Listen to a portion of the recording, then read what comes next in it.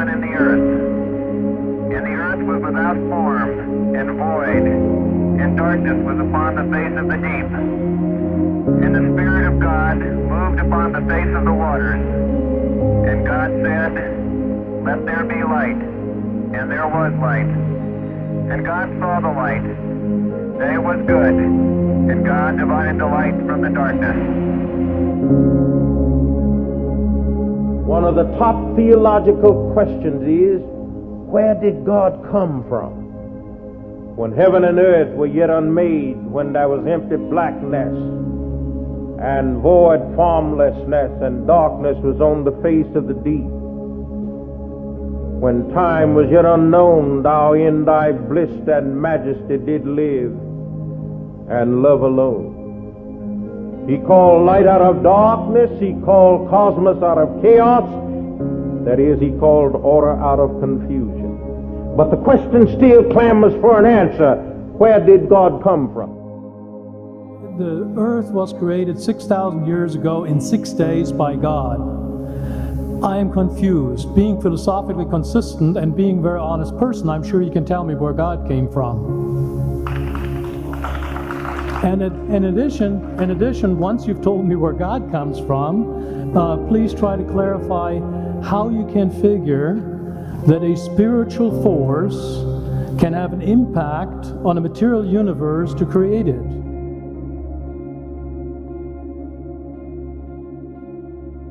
If you believe that God created the universe, then logically you've got to ask the question, who created God? And then you have to ask, who created the God that created the God that created the God that created the God that created God, and so on ad infinitum. Well, let's analyze it for a moment. Who created God? If you ask that question, it shows you've immediately categorized God as created. So you're talking about a created God. This question is extremely interesting because it's an illustration of a question that already rules out the explanation that's most likely to be true. Because the Christian claim is that God wasn't created. The world, whatever you believe, if you grant that you can't get something from nothing, right? You can't get something from nothing. It can't be the case if you accept, as I think everybody does, that this option is ruled out. Once upon a time, there was absolutely nothing, and then all of a sudden, there was everything, or anything.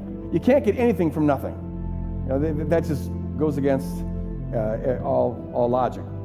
So, if you believe that you can't get something from nothing, and you grant that there is now something, which I'm hoping you do since I'm talking to you, and I'm a something and so are you, then there must have always been a something. Everyone has to believe that something has been forever. Otherwise, we'd still have nothing. So it's a question of what is the something that has been around forever? Now, here's the thing. Everything we know about the physical world tells us that it's not a good candidate for something that has been around forever. Especially since the 30s of the last century, with the acceptance of the Big Bang Theory, which is pretty much uniform now, which is telling us that this universe, as we now know it, is a one-way show. It's a one-time, one-way show.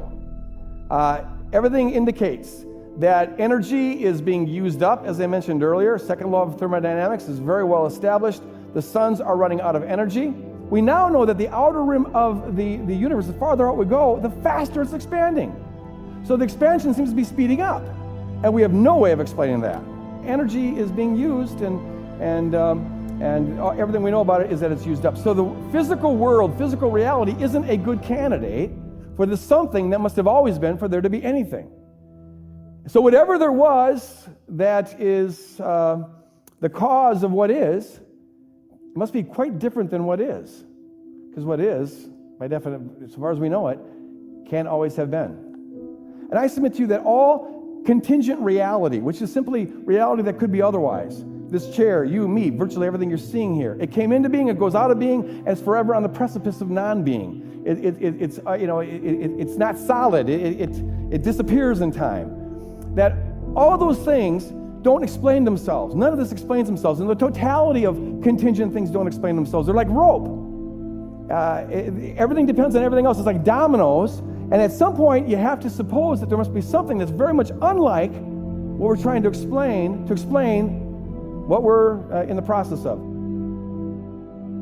So if God was uncreated, in the beginning was the Word was with God, and the Word was God. He already was. So the central Christian claim is, and in Judaism and Islam, of course, equally, is that God is eternal. So the question, by definition, doesn't even apply to him. The only way you can get anything out of it then, in the negative sense, is to assume that everything is in the category of the created, but that's just begging the original question. And the Greeks were interested in it, and that's why John's Gospel starts with those words. In the beginning, the Word already was, and then it says, all things came to be through him. The Greeks were interested in the question of two categories: the things that came to be, the created things, and the things that already were. And the question resolves down to this: is there a thing or a being that never came to be? And that is the Christian claim, and he's called God. You say that who created God is a legitimate question. I don't think it is, but let me assume now that it is. You believe that the universe created you. So I beg leave now to ask you, using your own question, who created your creator? I'm waiting still for the answer. I was talking to about 1,000 scientists, and a man came up to me afterwards, a physicist, and he said, that was very interesting, all that talk about God, but he said, do you know, I detect you're a Christian. As a Christian, you're obliged to believe that God is a triunity, that Jesus was God and man. And he said, no, come on, you're a mathematician at Oxford, this is absurd. Can you explain it to me? Well, I said, can I ask you a question first? He said, sure. So I said, tell me, what is consciousness? And he thought for a second, and then he said, I don't know. I said, that's okay, let me try an easier one. What is energy? Well, he said, I'm a physicist, I can measure energy, I could use it. I said, you know, that's not my question. What is it? He said, I don't know. Oh, I said, that's very interesting. You don't know. Tell me, I said, do you believe in consciousness? Yes, he said. Do you believe in energy? Yes, he said. So I said, you believe in these two things and you don't know what they are. I said, should I write you off as an intellectual? And he said, please don't. And I said, but that's exactly what you were going to do with me 5 minutes ago.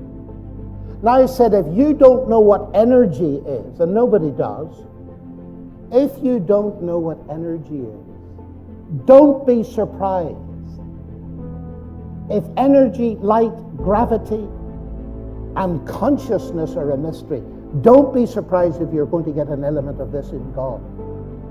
You're bound to get it. Question, who created God? Well, this is not at all difficult to answer.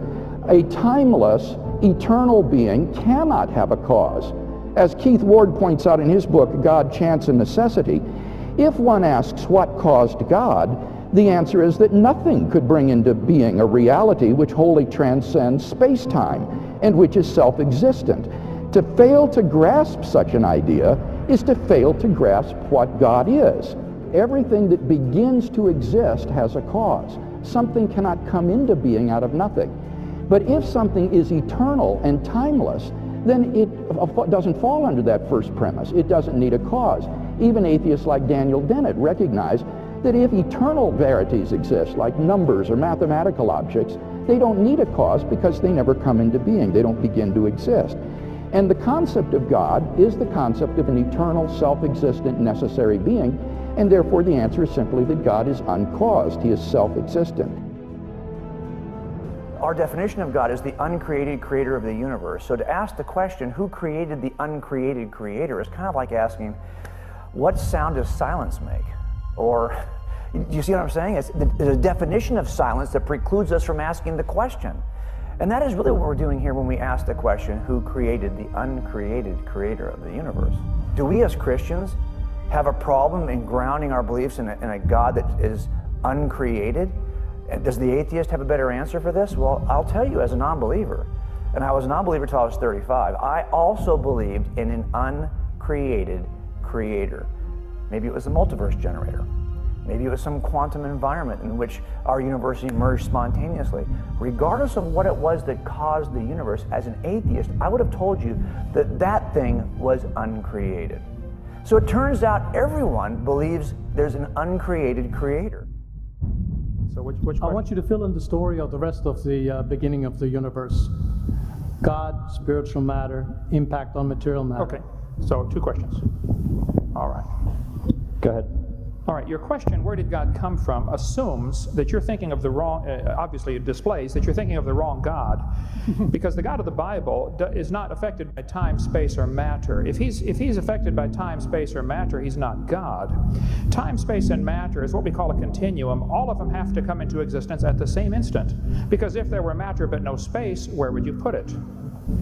If there were matter and space but no time, when would you put it? You cannot have time, space, or matter independently. They have to come into existence simultaneously. The Bible answers that in 10 words. In the beginning, there's time. God created the heaven, there's space, and the earth, there's matter. So you have time, space, matter, created a trinity of trinities there. Just, time is past, present, future. Space has length, width, height. Matter has solid, liquid, gas. You have a trinity of trinities created instantaneously, and the God who created them has to be outside of them. If he's limited by time, he's not God. The guy who created this computer is not in the computer. He's not running around in there changing the numbers on the screen, okay? The God who created this universe is outside of the universe. He's above it, beyond it, in it, through it. He's unaffected by it. So the concept that a spiritual force cannot have any effect on a material body, well then I guess you'd have to explain to me things like emotions and love and hatred and envy and jealousy and rationality. I mean, if your brain is just a random collection of chemicals that form by chance over billions of years, how on earth can you trust your own reasoning processes and the thoughts that you think? Okay, so your question, where did God come from, is assuming a limited God. And that's your problem. The God that I worship is not limited by time, space, or matter. If I could fit the infinite God in my 3-pound brain, he would not be worth worshiping, that's for certain. So that's the God that I worship. Thank you.